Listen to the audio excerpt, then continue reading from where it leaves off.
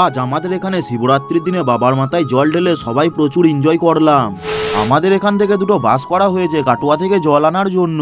এই যে আমাদের ভোলে বাবার মন্দির, আর এই সাইডে তোমরা দেখতে পাচ্ছ যারা জল ঢালবে তাদের খাবারের ব্যবস্থা করা হচ্ছে। আর এটা আমাদের এখানকার মা কালীর মন্দির। এরপরে আমি বাড়িতে এসে স্নান করে ফুল তুলে বাড়ির ভোলে বাবার মাথায় আমি জল ঢেলে দিলাম। তারপর আমি মন্দিরে এসেছিলাম, এখানে এসে দেখি খাবারের ব্যবস্থা প্রায় কমপ্লিট হয়ে গেছে।